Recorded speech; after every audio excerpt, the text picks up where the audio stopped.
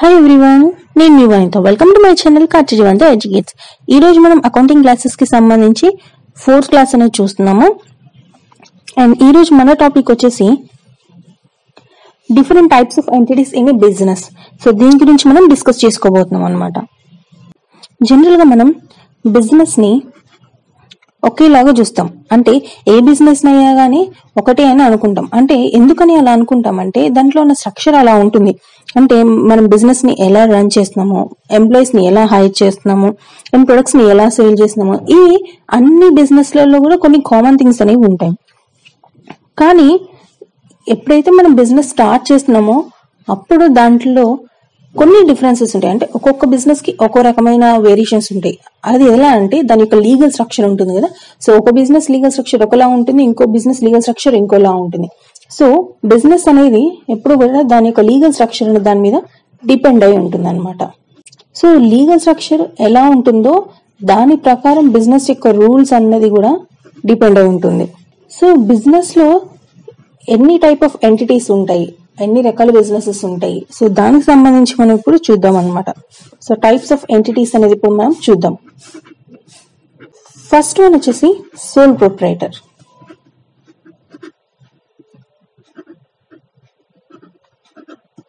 Soul proprietorship.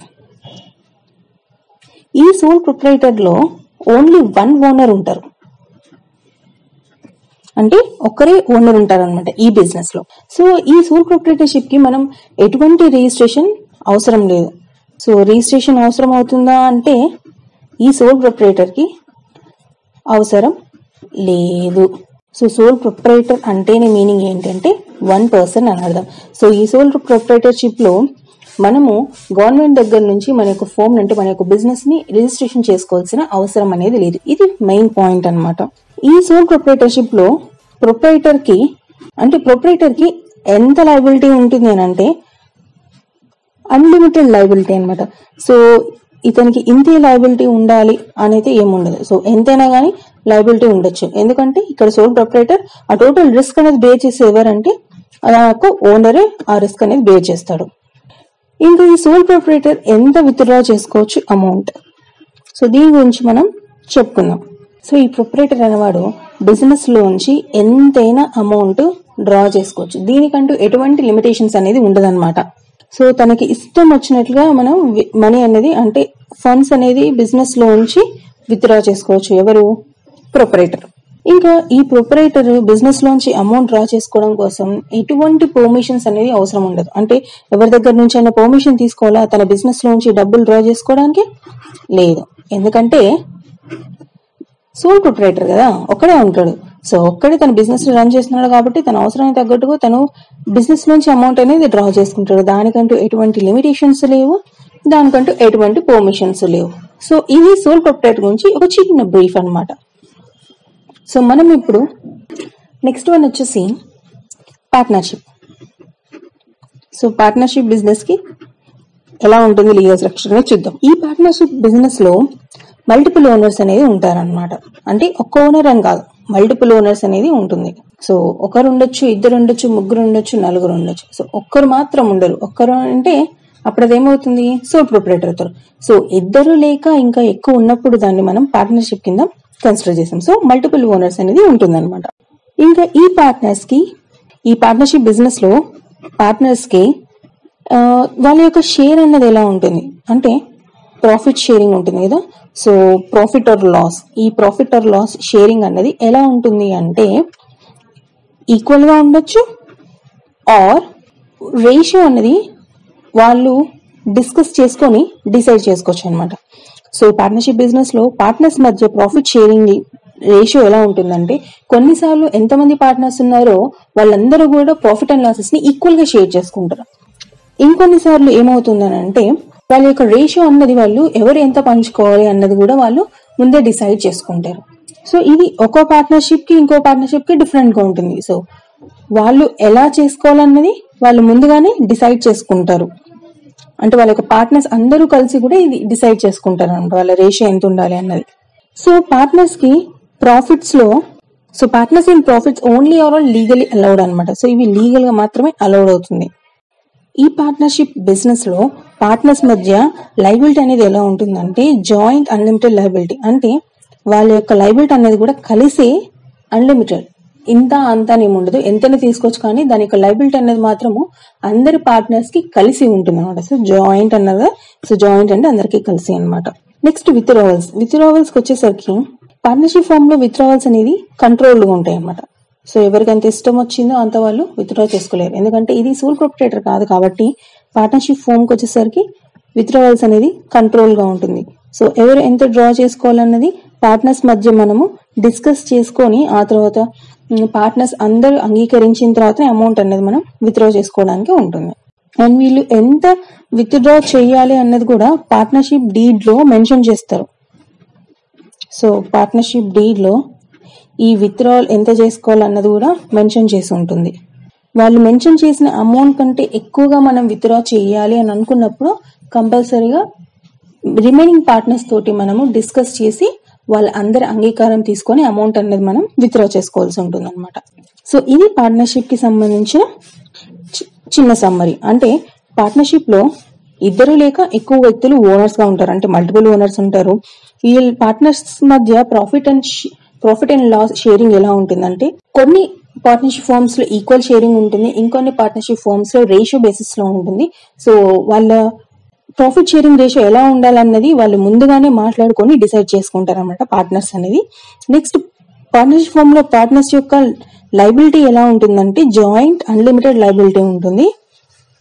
And withdrawals కి వచ్చేసరికి ఈ విత్డ్రావల్స్ అనేది కూడా కంట్రోల్ గా ఉంటాయి. అంటే ఈ పార్ట్నర్షిప్ బిజినెస్ లో ఎంత అమౌంట్ విత్డ్రా చేసుకోవాలి ఏ పార్ట్నర్ అనేది వాళ్ళు ముందుగానే పార్ట్నర్షిప్ డీట్ లో మెన్షన్ చేసుకుంటారు. ఇన్ కేస్ ఈ అమౌంట్ కంటే ఎక్కువ వాళ్ళు విత్డ్రాల్ చేసుకుంటే కంపల్సరీగా రిమైనింగ్ అదర్ పార్ట్నర్స్ తోటి వాళ్ళు డిస్కస్ చేసి వాళ్ళందరూ అంగీకారం తీసుకొని అమౌంట్ అనేది బిజినెస్ నుంచి విత్డ్రా చేసుకుంటారు. So this is the short summary of partnership firm. So next మనం హెచ్యుఎఫ్ గురించి చూద్దాం. హెచ్యుఎఫ్ అంటే Hindu undivided family. Hindu undivided family ఇది కూడా ఒక టైప్ ఆఫ్ బిజినెస్ లో మనకి ఎగ్జిస్టింగ్ లో ఉందన్నమాట. ఈ హిందూ అన్డివైడెడ్ ఫ్యామిలీలో బిజినెస్ ఎలా ఉంటుంది అంటే ఈ యొక్క బిజినెస్ యొక్క హెడ్ ఉంటారు కదా, అంటే ప్రతి బిజినెస్ లోనూ ఒక హెడ్ ఉంటారు. సో అలాగే ఈ హెచ్యుఎఫ్ బిజినెస్ లో హెడ్ వచ్చేసి కర్త. సో హెచ్యుఎఫ్ యొక్క బిజినెస్ హెడ్ వచ్చేసి కర్త అన్నమాట.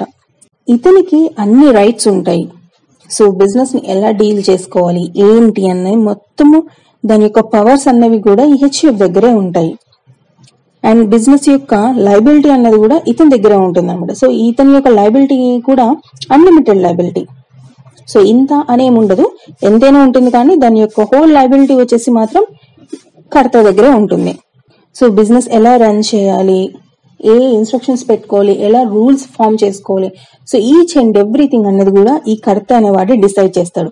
సో రూల్స్ అన్నిటిని ఎవరు ఫామ్ చేస్తారు, ఇక్కడ కర్త చేస్తాడు. ఈ రూల్స్ లో డ్రాయింగ్స్ కూడా ఇంక్లూడ్ అయి ఉంటుంది. సో ఎంత అమౌంట్ డ్రా చేసుకోవాలి, ఎలా డ్రా చేసుకోవాలి, వీటి డీటెయిల్స్ కూడా కర్తనే డిసైడ్ చేస్తాడు.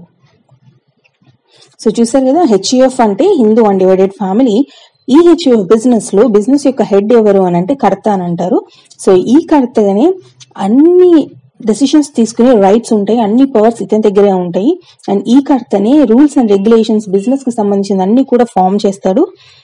అండ్ మనం ఏదైనా డ్రా చేసుకోవాలన్నా కూడా, అంటే ఎంత అమౌంట్ విత్డ్రాల్ చేసుకోవాలి, దానికి సంబంధించిన రూల్స్ అండ్ రెగ్యులేషన్స్ అన్ని కూడా ఈ కర్తని డిసైడ్ చేస్తాడు అనమాట. అండ్ కర్త యొక్క లయబిలిటీ ఎలా ఉంటుందంటే అన్లిమిటెడ్ లయబిలిటీ, ఎంతైనా ఉంటుంది, దానికి ఎంత అంత అంటూ రెస్ట్రిక్షన్ అనేది ఏమి ఉండదు. So unlimited liability. సో ఇది హెచ్యుఎఫ్ కి సంబంధించిన షార్ట్ బ్రీఫ్ అనమాట. సో ఇప్పుడు మనం నెక్స్ట్ జాయింట్ వెంచర్ గురించి చూద్దాం. జాయింట్ వెంచర్ కూడా ఒక బిజినెస్ అన్నమాట. అంటే ఈ బిజినెస్ ని ఎలా రన్ చేస్తారు అని అంటే ఇట్స్ జస్ట్ లైక్ ఒక పార్ట్నర్షిప్. జాయింట్ వెంచర్ అనేది కూడా ఎలా అంటే జస్ట్ లైక్ పార్ట్నర్షిప్ అనమాట. అంటే two organizations, two or more organizations come together. 2 లేక 3 ఆర్గనైజేషన్స్ అంటే 2 లేక బిజినెస్ ను కలిపి ఒక ఆర్గనైజేషన్ గా ఫామ్ చేసుకుంటారు. ఎందుకోసము ఒక పర్టిక్యులర్ ఆర్ పర్పస్. సో ఏదైనా ఒక పర్పస్ కోసమో లేదా ఒక పర్టిక్యులర్ దానికోసమో, అంటే ఇప్పుడు ఫర్ ఎగ్జాంపుల్ ఏదైనా ఒక కాంట్రాక్ట్ ఉంది. సో ఆ కాంట్రాక్ట్ కంప్లీట్ చేయడం కోసం వాళ్ళు ఇంకా 1 or 2 ఆర్గనైజేషన్స్ తో కలిసి వాళ్ళు ఈ జాయింట్ వెంచర్ ని ఫామ్ చేసి ఈ కాంట్రాక్ట్ ని ఫినిష్ చేస్తారు అనమాట. సో ఈ ఆర్గనైజేషన్స్ యొక్క కామన్ పర్పస్ ఏంటి? ఈ కాంట్రాక్ట్ ని ఫుల్ఫిల్ చేయడం, ఈ కాంట్రాక్ట్ ని కంప్లీట్ చేయడం అనమాట. సో ఈ కామన్ నేచర్ ఉండే బిజినెస్ టైప్స్ ఒక చోటికి ఫామ్ అయ్యి, ఒక జాయింట్ వెంచర్ గా ఫామ్ అయ్యి ఆ యొక్క బిజినెస్ అనేది రన్ చేస్తారు. అండ్ ఈ కాంట్రాక్ట్ అయిపోయిన తర్వాత ఈ 1 or 2 ఆర్గనైజేషన్స్ తో మింగిల్ అయి ఉంటారు కదా, సో వాళ్ళు మళ్ళీ విడిపోతారు, మళ్ళీ ఇండివిజువల్ ఎవరి బిజినెస్ వాళ్ళు రన్ చేసుకుంటారు అనమాట. అంటే ఎవరి ఆర్గనైజేషన్స్ వాళ్ళకు ఉంటాయి, కానీ ఒక పర్టికులర్ కాంట్రాక్ట్ కోసం లేదా ఒక పర్టికులర్ పర్పస్ కోసము వాళ్ళు మర్జ్ అయ్యి ఆ వర్క్ ని కంప్లీట్ చేసుకొని మళ్ళీ ఇండివిజువల్ వాళ్ళు వాళ్ళ యొక్క బిజినెస్ ని రన్ చేసుకుంటారు అనమాట. సో ఇది జాయింట్ వెంచర్ యొక్క షార్ట్ స్టోరీ అనమాట. జనరల్ గా ఈ కార్పొరేషన్స్ అనేవి ఎక్కువైపోయాయి. అంటే ప్రెసెంట్ ఉన్న సిచ్యుయేషన్స్ లో, ప్రెసెంట్ ఉన్న ట్రెండ్ లో ఈ కార్పొరేషన్స్ అనేవి ఎక్కువైపోయినాయి. అంటే ఈ కార్పొరేషన్స్ అంటే ఈ ఆర్గనైజేషన్స్ లో లయబిలిటీ అనేది ఏమవుతుందంటే లిమిటెడ్ గా ఉంటుంది. So there is a limited liability in corporations. So ఈ కార్పొరేషన్స్ వల్ల ఏమవుతుందంటే బిజినెస్ ఓనర్స్ ఉంటారు కదా, సో బిజినెస్ ఓనర్స్ యొక్క రిస్క్ అనేది కూడా తగ్గిపోతుంది. ఎలా అంటారా? సో ఈ కార్పొరేషన్స్ లో ఓనర్స్ ని సెపరేట్ చేస్తుంది అనమాట. ఎక్కడి నుంచి సెపరేట్ చేస్తుంది అని అంటే వాళ్ళ యొక్క ownership and management of the business. So వారి యొక్క బిజినెస్ నుంచి ఈ ఓనర్షిప్ ని, మేనేజ్మెంట్ ని రెండింటిని కూడా ఇది సెపరేట్ చేస్తుంది. సో దీనివల్ల ఏమవుతుందంటే ఓనర్స్ యొక్క రిస్క్ అనేది కూడా కంట్రోల్ గా ఉంటుంది అండ్ వాళ్ళకు ఈ కార్పొరేషన్స్ వల్ల చాలా బెనిఫిట్స్ ఉంటాయి అనమాట. సో ఈ కార్పొరేషన్స్ లో ఎన్ని టైప్స్ ఉంటాయి? ఇప్పుడు టైప్స్ అనేది మనం చూద్దాం. 2 టైప్స్ ఉంటాయి. Private, public.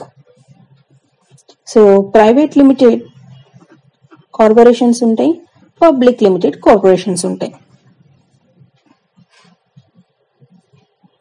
So private limited corporations public కి వాళ్ళకి ఇన్ఫర్మేషన్ అనేది డిస్క్లోజ్ చేయాల్సిన అవసరం లేదు. పబ్లిక్ కి వాళ్ళకి ఇన్ఫర్మేషన్ అనేది డిస్క్లోజ్ చేయాల్సిన అవసరం లేదు. కానీ పబ్లిక్ లిమిటెడ్ కంపెనీకి వచ్చేసరికి వీళ్ళ యొక్క మనీ అన్నది వీళ్ళు పబ్లిక్ నుంచే తీసుకుంటున్నారు. సో పబ్లిక్ ఇన్వెస్ట్మెంట్స్ ఇందులో ఉంటాయి. సో పబ్లిక్ ఇందులో ఇన్వాల్వ్ అయ్యి ఉంటారు కాబట్టి పబ్లిక్ లిమిటెడ్ కంపెనీలో కంపల్సరీగా ఇన్ఫర్మేషన్ అనేది కూడా మనం అవుట్ సైడర్స్ కి డిస్క్లోజ్ చేయాల్సి ఉంటుంది.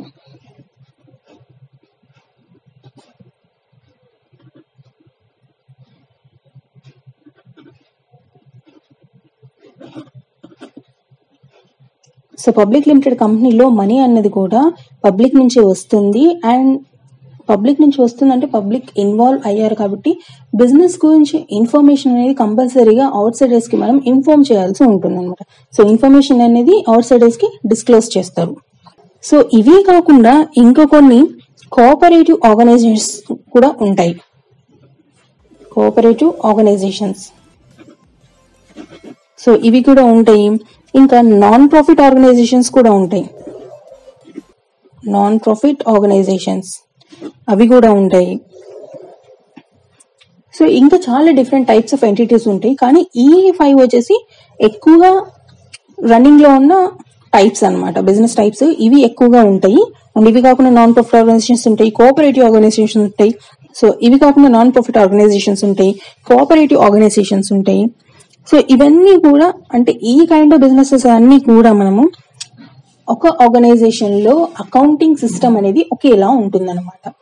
సో చూసారు కదా బిజినెస్ యొక్క లీగల్ స్ట్రక్చర్ ఎలా ఉంటుంది. సో ఎన్ని టైప్స్ ఆఫ్ ఎంటిటీస్ ఉంటాయి. సో సోల్ ప్రొప్రైటర్షిప్ అంటే ఏంటి, పార్ట్నర్షిప్ అంటే ఏంటి, హెచ్యుఎఫ్ అంటే ఏంటి, జాయింట్ వెంచర్ అంటే ఏంటి, కార్పొరేషన్స్ అంటే ఏంటి, కార్పొరేషన్స్ లో ఉన్న టైప్స్ ఏంటి, అండ్ ఒక్కొక్క బిజినెస్ లో ఎలా ఉంటుంది, వాళ్ళకి లయబిలిటీ ఎలా ఉంటుంది, వాళ్ళకి విత్డ్రావల్స్ రూల్స్ ఎలా ఉంటాయి, వాళ్ళకి ప్రాఫిట్ అండ్ షేరింగ్ రేషియో ఎలా ఉంటుంది, సో ఎవరు హెడ్ ఆఫ్ ద డిపార్ట్మెంట్ లాగా ఉంటారు, అంటే ఎవరు బిజినెస్ హెడ్ గా ఉంటారు, సో వీటన్నిటి గురించి మనం డిస్కస్ చేసుకున్నాము. అండ్ ప్రైవేట్ లిమిటెడ్ కంపెనీ గురించి, పబ్లిక్ లిమిటెడ్ కంపెనీ గురించి వాళ్ళకి ఇన్ఫర్మేషన్ ని పబ్లిక్ కి డిస్క్లోజ్ చేయాల్సి ఉంటుందా లేదా, వాటి గురించి అన్నిటి గురించి మనం జస్ట్ ఒక స్మాల్ బ్రీఫ్ ఇంట్రడక్షన్ అనేది ఇక్కడ తీసుకున్నాము. ఇది హోల్ ఇన్ఫర్మేషన్ కాదండి, దిస్ ఇస్ జస్ట్ మనం ఇక్కడ టైప్స్ చూస్తున్నాం కాబట్టి ఓన్లీ ఒక చిన్న షార్ట్ ఇంట్రడక్షన్ లాగా అనమాట. ఎందుకంటే మనం ఇప్పుడిప్పుడే అకౌంట్స్ గురించి మొత్తం తెలుసుకుంటున్నాం కాబట్టి అన్ని ఒకేసారి స్టార్టింగ్ లోనే మనకు అర్థం కావు, ఒక్కొక్కటిగా మనం నేర్చుకుంటూ వెళ్తూనే మనకు అన్ని అర్థమవుతాయి. సో నేను ఒక్కొక్క టాపిక్ క్లియర్ గా మీకు ఎక్స్ప్లెయిన్ చేయడానికి ట్రై చేస్తున్నాను. సో ఒక్కొక్క టాపిక్ మనకు అర్థం అవుతేనే మనము నెక్స్ట్ అకౌంట్స్ అనేది ప్రాపర్ గా ఎలా మెయింటైన్ చేయాలి, ఏ బిజినెస్ కి ఎలా మెయింటైన్ చేయాలి, అకౌంటింగ్ వల్ల మనకు ఆర్గనైజేషన్ కి ఎంత ఇంపాక్ట్ ఉంటుంది, సో అవన్నీ కూడా మనం నెక్స్ట్ 4 క్లాసెస్ లో చూద్దాము. సో ఎప్పుడైతే ఈ వీడియో చాలా క్లియర్ గా ఉందని అనుకుంటున్నానో, మీకు ఇంకేదైనా డౌట్స్ ఉంటే కంపల్సరీ కమెంట్ చేయండి, మీకు కమెంట్స్ కి నేను కంపల్సరీగా రెస్పాన్స్ ఇస్తాను.